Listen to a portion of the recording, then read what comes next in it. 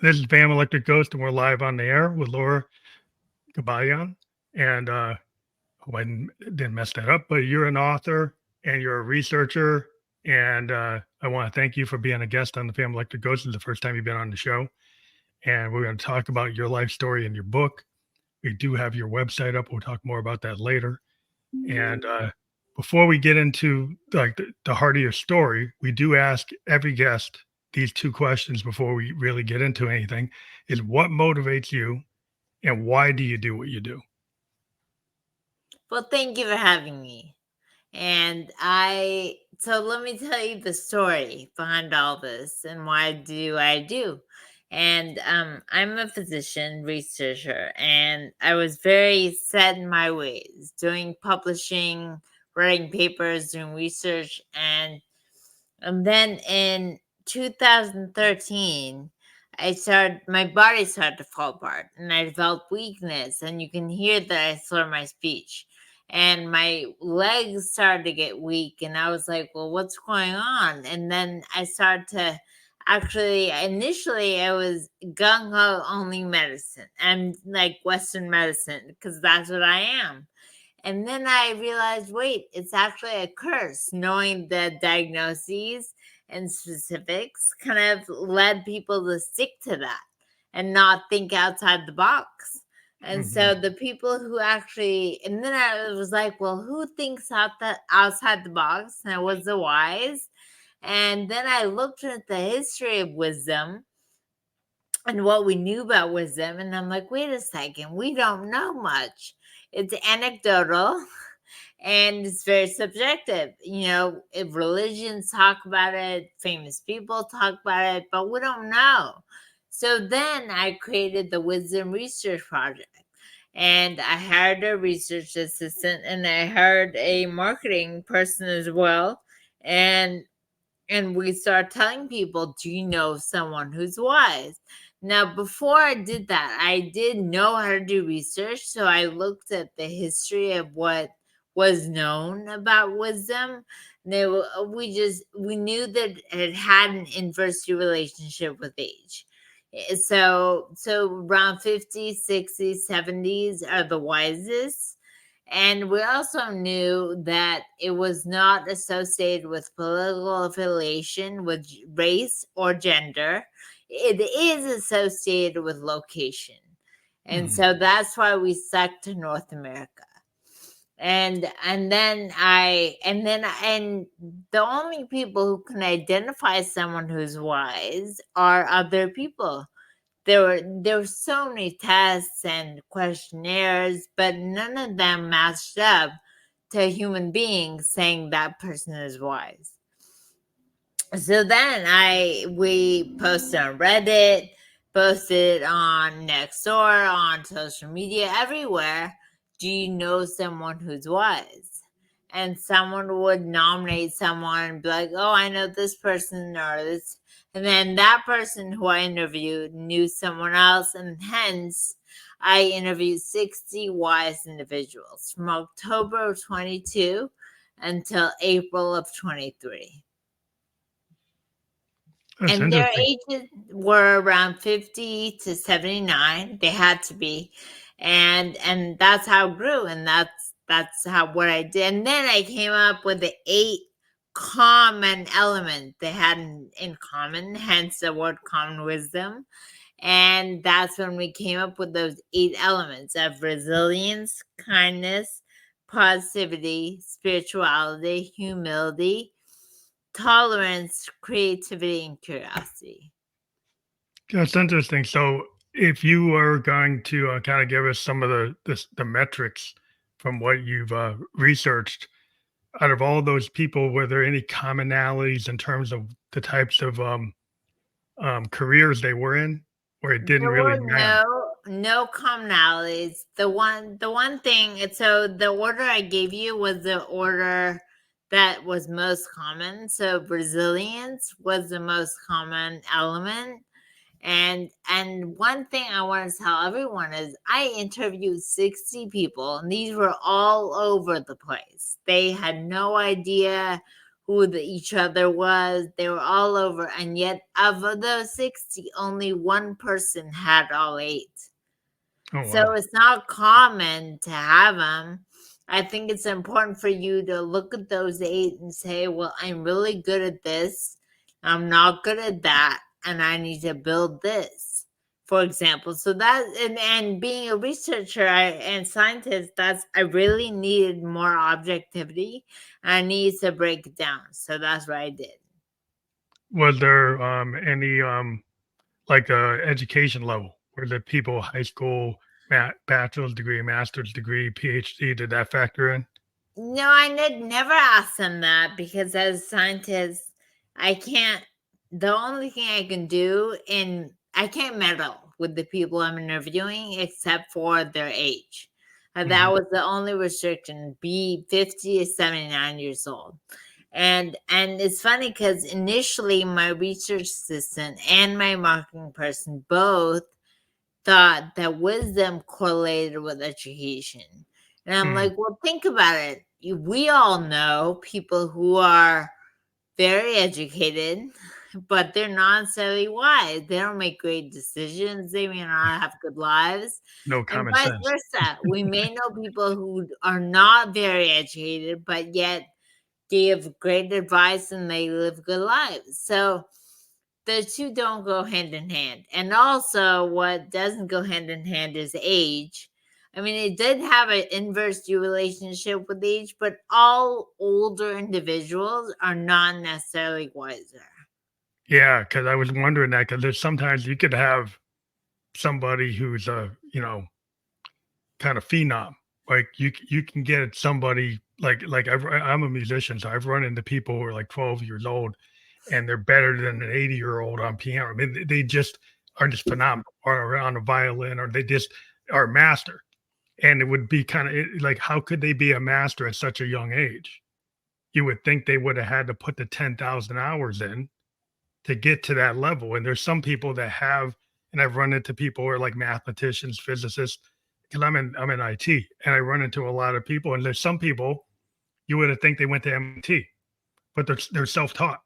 They're self-taught mathematicians, self-taught physicists, self-taught people who are like brilliant at design and engineering. They just had some capability, and it really is hard to measure. Like everybody wants to have these in the box kind of expectations. I But think since I yeah, that was my hardest issue with all this is people are so quick to judge. People are so quick to put labels on, and people are so quick to like put you in a box, like you said. yeah, because it's like a lot of times, like, in industry today, I'm in information technology, software design. It used to be you had to have your comp sci degree, you had to be a BA, MA, and if you're in the high levels of architecture, PhD. Now we're actually go reaching out to people that don't have any credentials, but they show amazing capability, and we don't judge them by the normal standards of, oh, what's your SAT score, what college did you go to. We look at what they actually can do. We look at what they bring to the table. So And their so work ethic and their tenacity is important to you, yeah, right? but it's also maybe we can run into people who are kind of like, they're hobbyists, or you could call like hackers, or people who had ability, but it couldn't be measured by their degrees or the credentials or the acronyms on their name. They just were so passionate that they found a way to do it Yeah. without the formal education. And when they present and they have ideas that are worth a lot, they bring things to the whiteboard that nobody else in the room would have ever thought of. And that's what we're looking for, those type of people who sometimes are neurodivergent, or they might have autism, they might have disabilities. And a lot of times people never gave them a shot. And now we're starting to see these people that society threw away or did not consider to be valuable actually have a lot of the stuff that we need You in know, our the business. issue with disabilities, I mean, I essentially acquired one and I didn't initially, I thought I knew what it was and I didn't know. And then medicine had no name for it. It's kind of gone back and forth. And my med school friends wanted a name. And the people who knew me didn't discount me because they knew who I was, but everyone else saw what I had. They forgot who I was. So Yeah. yeah, I'm very sensitive to labeling and to judging. Well, it's very important because there's like it's hard, like you said, like somebody's idea of wisdom might be some, J.R.R. Tolkien wizard in, Lord of the Rings. And they're wearing the big robe and they've got that's their idea. Like there's this master wizard and they've been around for like 89 years and they've built up all this capability, but they discount like what if it's like the 21-year-old that has this brilliant way of looking at the world and a way of asking questions that nobody asks. They start to uncover things because they're not scared of being like, oh, well, you're putting yourself out there. Because I think a lot of times what I've seen is vulnerability people are scared of. So they won't raise their hand, they won't put something up. The people who gain a lot of wisdom are the people who are not scared to ask about the things that they don't know. Well, I always say live in faith, don't live in fear.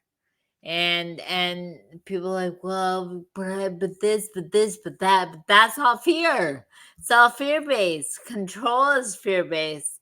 So it's really important, like you said, to live in faith. Yeah, because fear is like the source of all the things that can go wrong. Because like I always felt like if you have to tread a little bit of water in life. Like once you learn something, right? Once you did your 10,000 hours, like, and I learned my piano, I learned my bass guitar, I learned how to program. Guess what? Like I learned, COBOL. Well, COBOL is mainframe. And mainframes aren't really there. Well, I still do work on them, but everybody's in the blockchain. Everybody's in the .NET. Everybody's in the AI. It's like, so I have to relearn all the time. In my industry, I can't just rest on my laurels. I can't just say, well, I only know this and that's what I'm going to try to stay in. I constantly have to go to school. And some people don't like that. They want to know that they reached some level and then they can kind of, just be stable. Not that they have to phone it in, but they don't want to have to be challenged every day. They don't feel comfortable in that kind of scenario. True. Well, it's funny because if one of my elements, my last one, was curiosity, and being curious, I think is a foundation for all of wisdom. All the eight. And as you said, it's not you can be curious but not have a formal degree. And being curious does not mean being stable, like you said. It's not being just the status quo. It's kind of thinking outside the box and kind of continuing.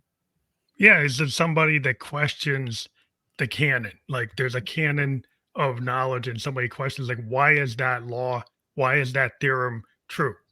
And Right. a lot of research scientists they'll prove, oh this physics theory is actually not correct. And they'll spend their life, taking the heat against the people who wrote the theory and say, no, no, no, it's correct. And they push it. And that's the way, in art, people who push in the genre, right? There was a give an example, Miles Davis. He was kind of like the king of bebop type of jazz. Then he reinvented himself with fusion. All the bebop people said that he was like, "What are you doing? That jazz is not fusion, jazz is bebop." And he says, "No, jazz is whatever I want it to be. So if it's going to be fusion, it's fusion." And then people say, "Well, now you're like a Judas, you're wrecking everything. You can't go there."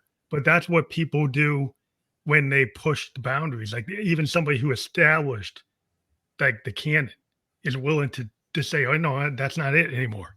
Let's try something else." And we're like, "Oh, how can you do that?" And it's really when you're willing to say, "Hey, I'm not going to just rest on my laurels for the rest of my life. I'm going to push and go into areas where I might not be the best. It might not be what you like, but I'm going to try it anyway because like why not see what's over on the other side?" Yeah, we all have it in us. Because think about my last two elements, creativity and curiosity, are things we all have as kids. So it's a matter of whether or not we focus on it, we strengthen it, or we don't, or we hush it down. So I think we all can be creative, we all can be curious, and we can be more of it, but it all depends. You feel like I've talked to people and they feel like the childlike curiosity kind of gets pushed out of us as we're told to mature and grow up. And when I've met with a lot of creative people, sometimes we get judged and say, "Well, you guys are like immature. You musicians, you artists, like well, you're so immature." It's like, why are you taking all these risks? Why are you doing these things? It's like, didn't you grow up? It's like, wait a minute, grow up. I have to grow out of having the curiosity of saying like, why is that not possible? Why couldn't I go and go with and do a local theater? I'm not the best actor, but why not try that? Like, You, why you why know, why you're not go you're and try something different? Then like, oh, I can't do that because I'm not young enough. I'm not adventurous enough. Like, why not? you're talking about something I noticed in the people I interviewed was that they were very at peace. And they were so wisdom in a way was a code word for being at peace and thinking it'll be okay. And probably not worrying about the future, not worrying about why am I not this or that or this, but really just being okay with it. As I said, the first element we found in my project, consistent with wisdom, was resilience, despite the horrible things these people have gone through. Horrible. Like you think your life can be bad, like horrible.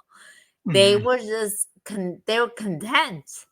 They had meaning, and so and they as you know they didn't worry. So That's interesting because what element was the most difficult to describe or to put in context? Like, which element was like hard to actually you know oh, equate for to? me, Yeah, for well, I guess me, in your research when you're doing like you have the 8 elements and then you're trying to kind of put it into context or describe it amongst all these people who you're looking at. And whereas there's some like resilience, I think people can understand that. They can understand what that kind of means and they can get their head around it. But were there other elements that were harder to describe or put into context?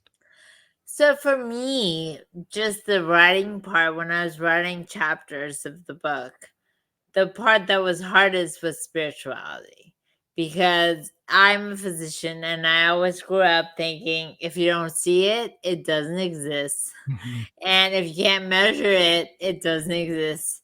So that's just, and it was just a hard chapter. So I initially started, and then my editor was like, no, why don't you write the whole book and get back to it? And I did. I wrote the whole book, and then that was the last one I did. And this time it was a lot easier because I had gotten down what was important and what was not. And for them, that was funny because the questions in the beginning part of the book, I talk about the questions everyone was asked. They were asked the same 10 questions. And none of these questions alluded to, oh, what's in, like, what do you think wisdom is, etc. It was, a lot of it was, what we got out of interviewing them, what I got, all the different elements. The one that was a surprise to me was kindness. Like Mhm. I'm Middle Eastern, and kindness is viewed as being weak in the Middle East. Mhm. And yet for these people it was viewed as not only a strength, they were kind to themselves, they were kind to others, and then they also engaged in acts of kindness, like volunteering with at nonprofits, and they were so proud of it. And when I asked them, why did you think you were nominated to be in this project? A lot of the answers revolved around being kind, how they were kind to people around them. And it was all foreign to me because I never grew up with that. So, Mhm. anyways, I think those two elements were surprising to me. That's interesting because in this world today, there's a lot of people who feel, even if they're not Middle Eastern, they seem to feel like kindness is not a good attribute. We got a Well, lot of Americans that seem to be in that mindset too. we're in the age of social media, right? And anonymity, and people can say random things on the internet, and they can just be. And it's funny because I saw a next door conversation a month ago, and I was like, wow, you guys are so unkind. Yeah, This person posted something, just randomly asking something, and just the commentary in response was just so. And I was like, does it make them feel good yeah. to be that mean? I think there's to be anonymously mean seems to be a new thing. Like I Yeah, see it, it's all over the net. Somebody will post something, and they're not trying to. They just post something, and they might be an artist, and then people immediately like go after them with really vicious attacks. It's like it's one thing to have like constructive criticism, but some people go at it and they're just pure mean, meanness, mean spirited. It's not going to help them, do better. It's not like a teacher fixing your grammar or fixing your approach and saying, "Oh, you need to be more declarative. You need to be more like." No, they just to go and do personal attacks and are just mean. And it's like, what's the value in that except that you're anonymous and you're having a bad day, so you want to make somebody hurt, right? And uh, like, what's the value of that? like I have plenty of videos on the internet, asking me questions or the podcast, and people commented, "Oh, I sound drunk." I'm like, I'm like, do you really think that in the middle of the day doing a podcast, I would be Really, drunk? some people just have no situational awareness. No. I really think that people need to think about what they say. I think we live in an age where people they like to hear the sound of their own voice, and they don't consider like look in the mirror and then think about like what if somebody said that to you, what you just said. Well, all I Are you exempt from your own vitriol? all I can think of is that people must be suffering, must be in a low place. You have to have a compassion to be saying and doing what they're doing, right? To, Yeah, to low make frequency. it makes them feel good to make others feel bad. Well, it's like law of attraction. Like you draw what you're in. Like if you're in a low frequency, if you're in a kind of high frequency, you attract that around you. Like so if you have a bad vibe, then their bad vibes probably rotate all around you. If you like as a musician, I kind of feel it. Like if I get with a group of guys or wherever musicians and we vibe, then we don't even have to talk. We kind of automatically hit the frequency. We automatically hit the beat, and we're totally in sync. If I be with a group of guys where like I can't figure out what key I'm in, I don't feel it. I keep have to start and stop. Then you're not aligned. There's a lot of people that are like not aligned with like their frequency. Like they don't even know their own frequency. So they're kind of all over the map and they're just radiating this kind of discordance.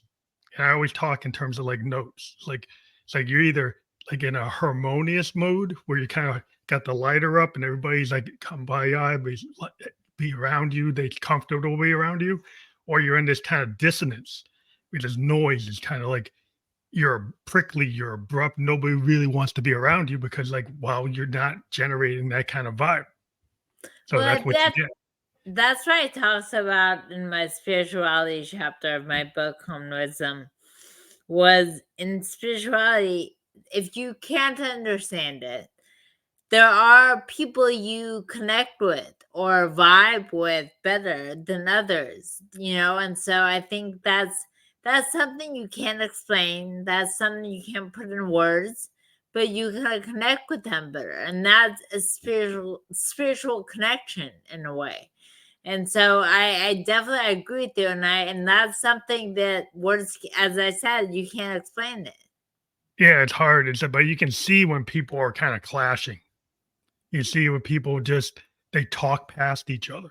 Like they try to win the argument, they're trying to win the next word response instead of actually listening to what you said, right? So when you're with people and they're just talking over each other or talking at, but there's no comprehension, and it seems like we live in an age where there's a lot of that. There's a lot of people with this, they go off, they get triggered, they hear one thing, triggers them, and then immediate response is like, "Oh, I hate this person," or "I hate what they're saying," and they don't put it in perspective. They don't put it in context, and it's kind of like it's missed opportunities.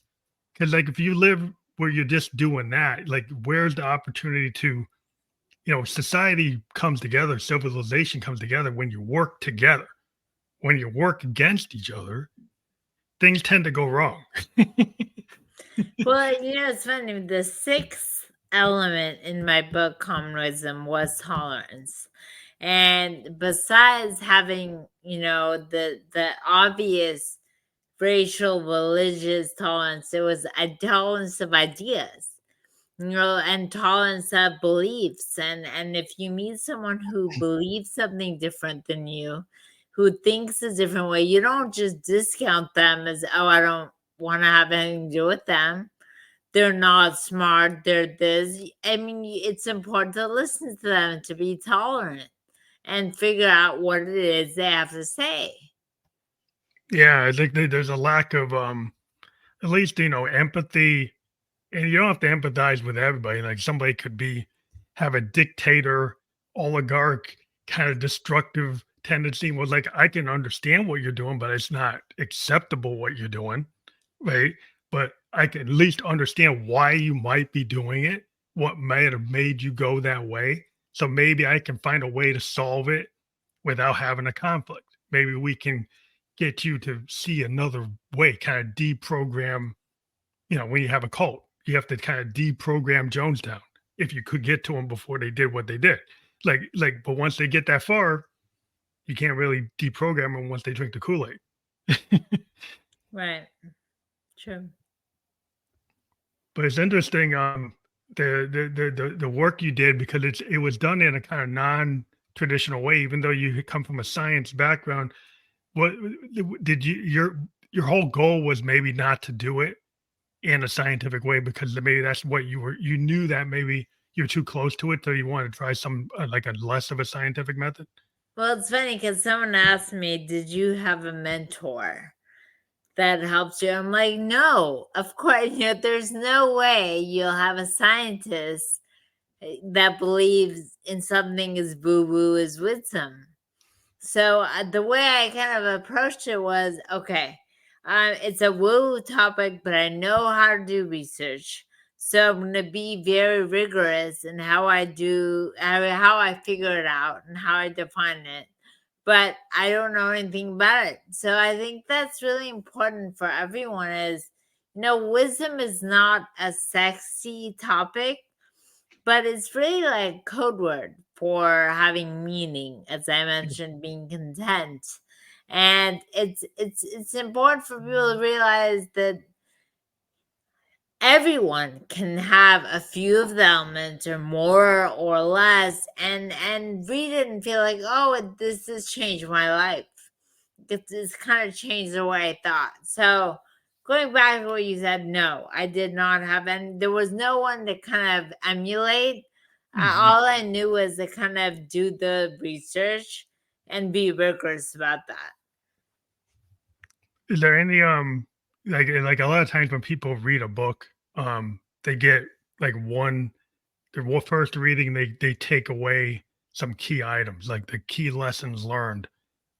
So if someone is reading your book, what did you have an intent for them to take away like 3 or 5 key lessons learned that Well, you I you think took away? it's funny because I thought about it, and the book is not a self help per se. It does, but it's more of a, oh, that's the way I can look at things. And so I think the biggest issue was when you encounter a difficulty, realize it's happening for you and not to you. Mm. And in everything you approach, have faith and live in faith, as I said, non fear, and know that it will work out. So someone was like, well, does that mean that we don't do anything? I'm like, no, it doesn't mean you don't work hard, but it also means that you're not afraid. You don't have anxiety about the outcome. You're Yeah. like, you're going to give it your best, but whatever happens, happens. Well, you kind of like, yeah, live in a moment. It's like if I'm with a group of musicians, right, we could obsess about getting a song exactly right, right? That we get it note for note exactly the way it was written down. And we can measure that and say that means we had a success. Or we could say, you know what? We trust our ability and we're going to vibe the way we feel that night based on the crowd, based on the room, based on our own connections. And if it doesn't sound like it did yesterday and it doesn't sound like it will tomorrow, it's actually good that it sounds uniquely that way for this moment. And there's nothing wrong with that. And we let it go and we move on to the next day without trying to beat ourselves up about how it came out about.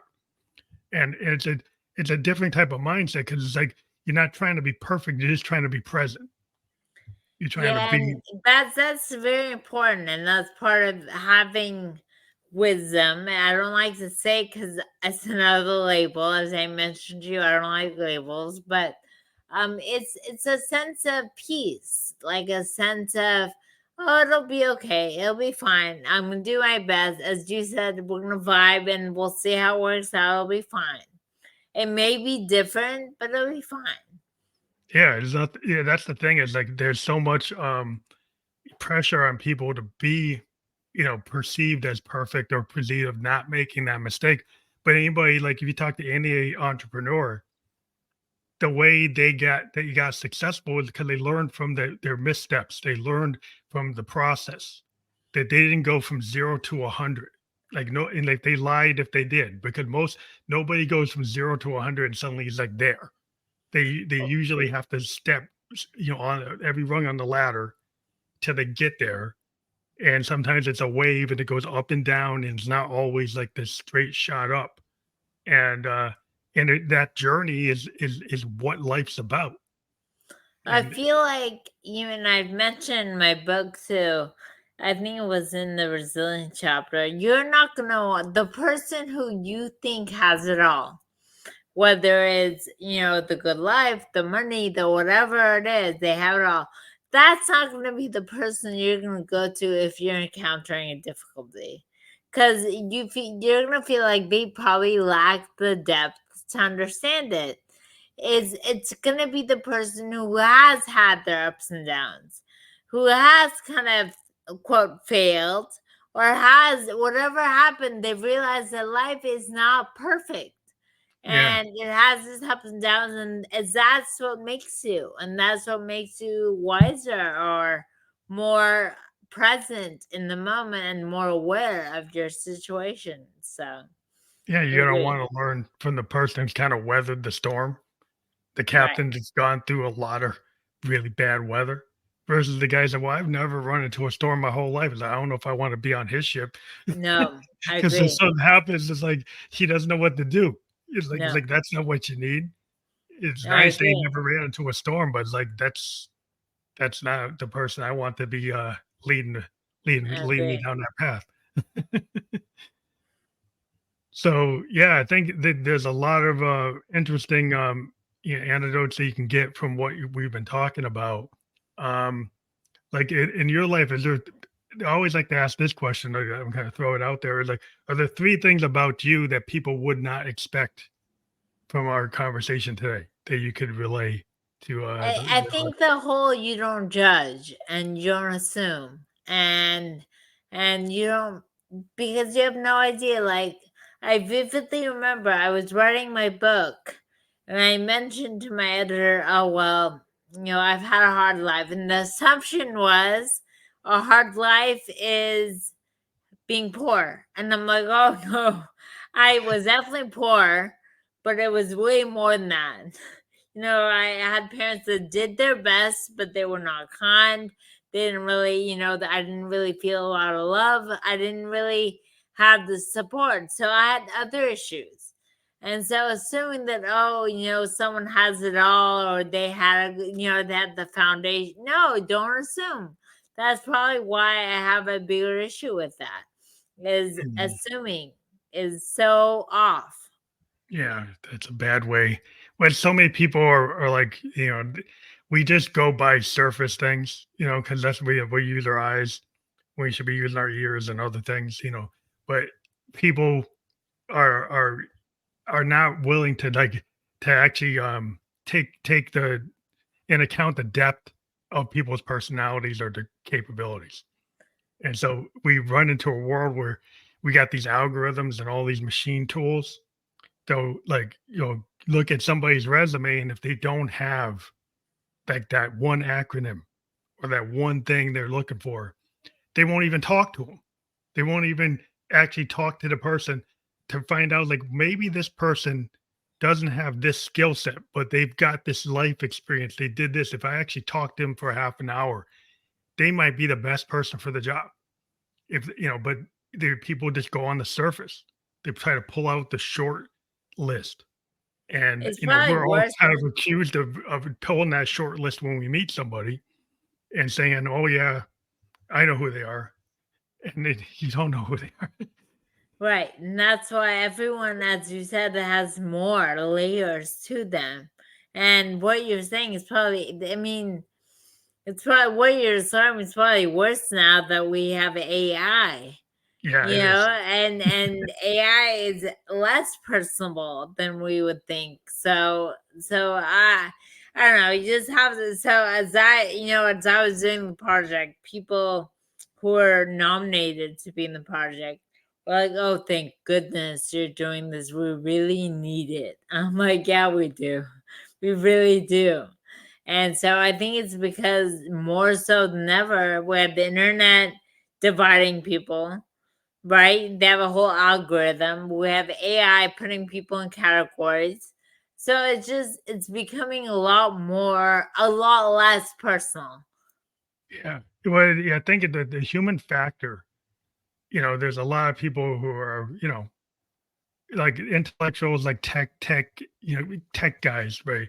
They just because you can do it, just because you can build this AI tool, doesn't mean that that personal connection that a human being has by speaking and connecting is unnecessary. And they would might like you to believe it's not necessary. They can just have an office building full of robots, an assembly line full of robots, an AI doing data scientist work without the human being involved, and that's all good. And it's like the human factor is always going to be needed because it's like the machine's never going to be a human being. It's never And gonna have that human frailty, and it's like it's good and bad what humans do. Like it's a perspective. It's like we're not all perfect, and that's probably the good thing that we're not all doing the same thing the same way every day, all the time, 24/7. But why would you want to do that? so I think it's interesting. One of my interviewees wrote an article and he compared wisdom to AI. And it was the idea that being human can never be replaced by a computer. Exactly what you said. So I think it's that's why I really don't worry about AI in any way, because there's no way. I have met some people who'd rather go pay more and do whatever that does not include AI because Yeah, of that. yeah. It's kind of there's a certain the people when they see the result, especially with like art, like AI art, it can make something that looks like art, but my family's full of real artists. People who are painters and graphic artists and oils and everything, right? And so when they look at what the AI generates, it's like, well, it's kind of fluff. It's kind of like junk food art. Like it looks like it might be art to somebody with like an untrained eye for art, but if you really go into depth of art, there's a lot of emotion.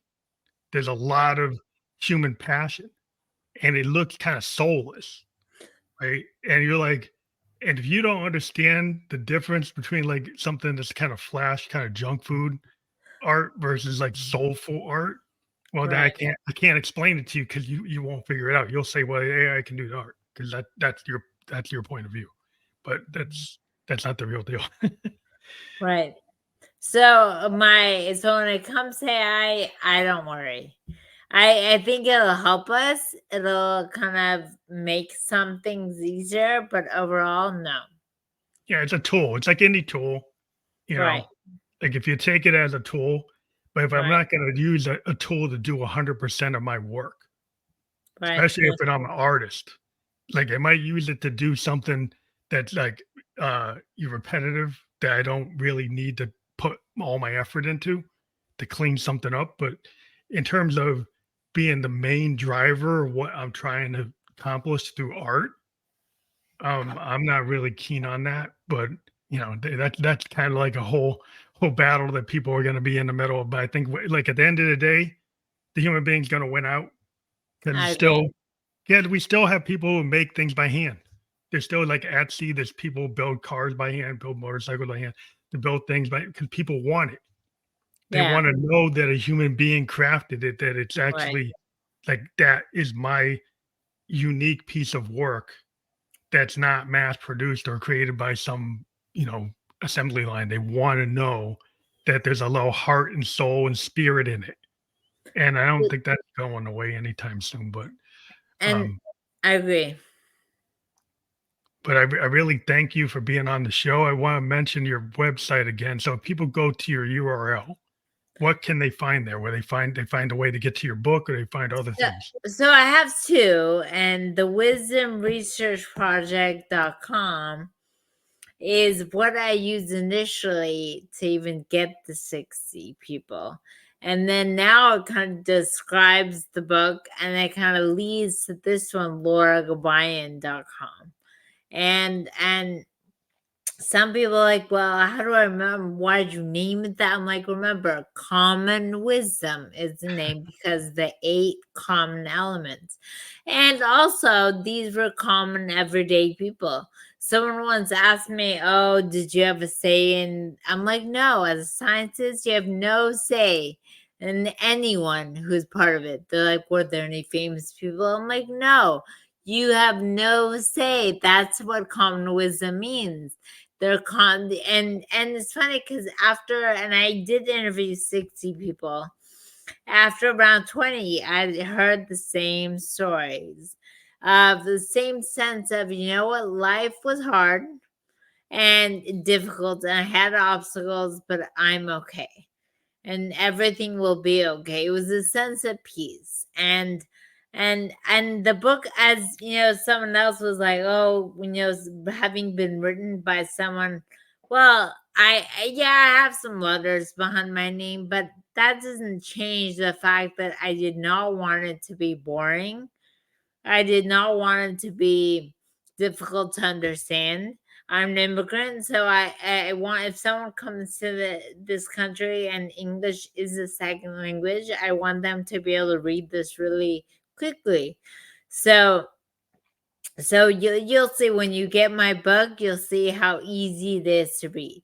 Common wisdom, the 8 elements, and the reason I wrote 8 elements of a meaningful life is because wisdom, as I said, is kind of like a code word for having meaning in your life. I believe that.